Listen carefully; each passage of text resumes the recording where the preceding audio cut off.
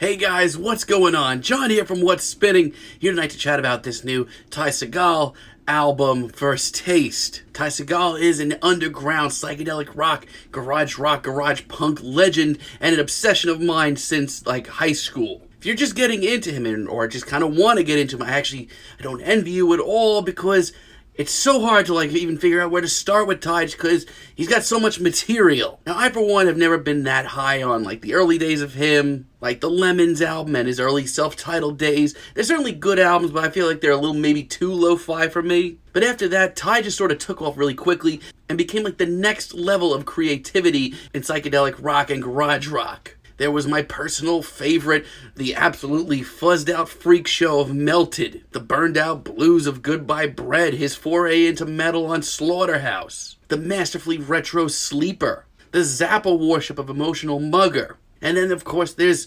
2018's Freedom's Goblin, which is Ty's longest and most sprawling album yet. Clearly, Ty has a lot of material.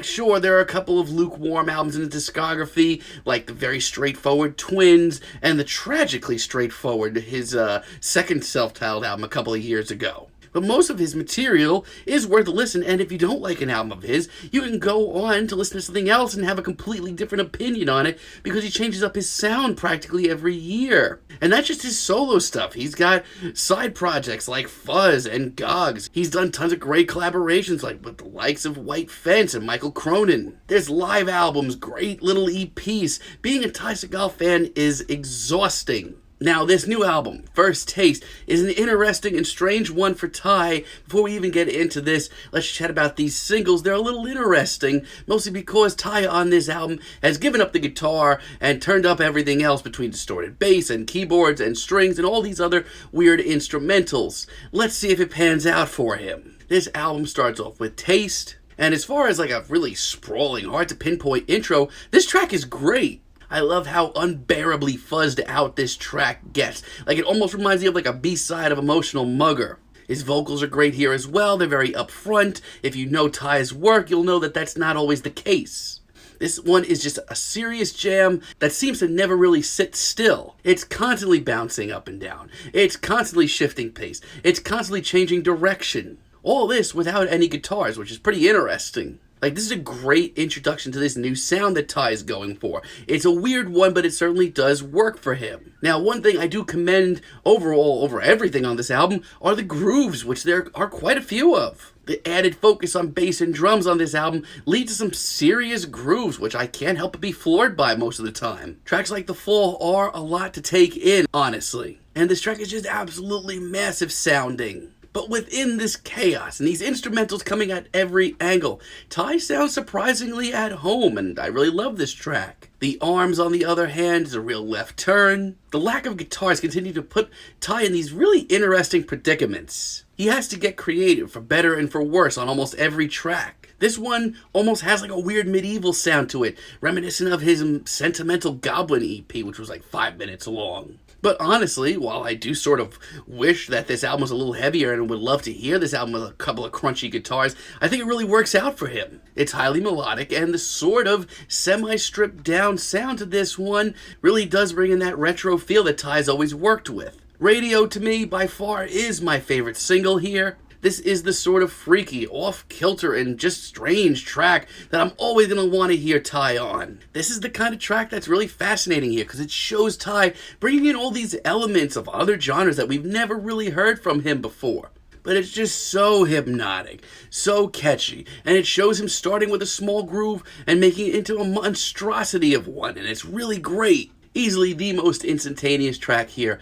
Damn, is it catchy. And Lone Cowboys, low-key, may be my favorite track here. This is a really classy finale, and I love it so freaking much.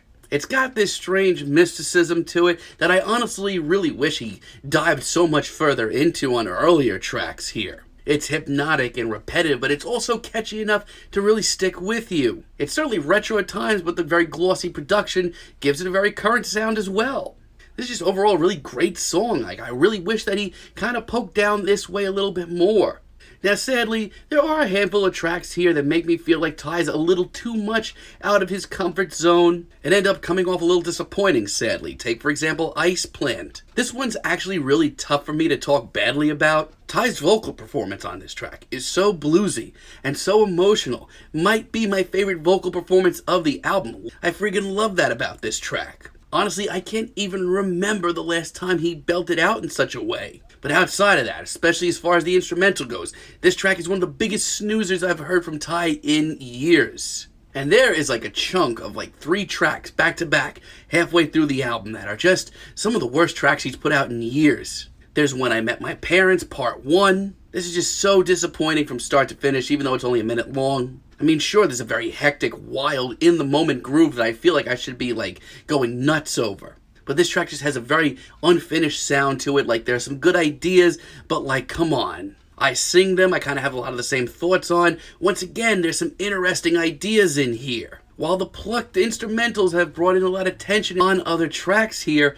honestly, here, they're not doing much for me. It's moments like this that make me just feel like Ty's completely out of his comfort zone. I actually, once again, really love Ty's vocals. They're so catchy and instantaneous. But like I said, I just can't shake the feeling that Ty is really uncomfortable. And at first I got really excited to hear the strong bite of When I Met My Parents Part 3. But seriously, this track is unbearably boring. Once again, I find myself among some really nice harmonies that I like a lot. But outside of that, man, this is just sloppy from Ty. But outside of that, this album is pretty decent. There's also some seriously freaking out there tracks that lead to some very mixed feelings from myself. Take, for example, Whatever. This track is very hard to place. This one rolls forward very slowly, has some very strange plucked fiddles, I guess. Like, it's really hard to figure out where this track is going at any moment. Don't get me wrong, I think this track is totally viable and all and really interesting in parts. But once again,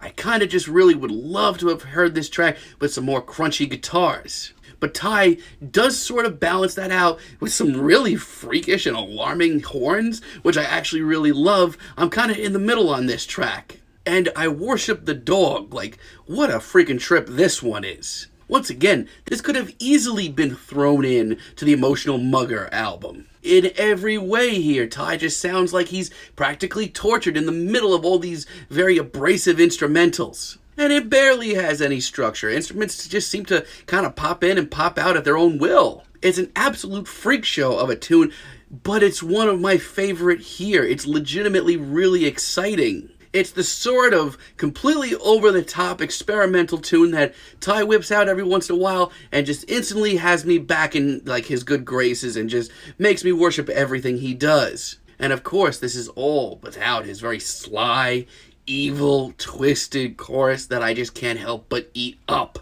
Honestly, what a freaking tune. And Self-Esteem, I kind of have a lot of the same thoughts on. Also, random thought, the drums on this album are like A+. Sadly, these kind of aren't my favorite vocals of the album for a change. They're just a little too fluffy for my liking. They end up getting swallowed up by the real serious groove here. But my god, speaking of the grooves, there are a ton of them here. The drums are ridiculous. And once again, those very alarming, exciting horns are really a great addition. So honestly, this is a sort of mesmerizing and hypnotic album from Ty Segall. Like, there's some really experimental and weird stuff, even for him on this album. For the most part, a lot of it does work out and puts him in some really fascinating scenarios. Occasionally, I feel like maybe he's a little too far out of his element, and maybe sometimes I feel like I'd like to hear a little bit more guitars on these tracks. But still, it's an experiment that, for the most part, works out. I'm feeling like a decent 7 on this album, but let me know what you guys think down below. If you liked the video, be sure to give us a like, give us a subscribe, and let me know down below what you would like for me to chat about in the future. And until next time, have a great day, guys.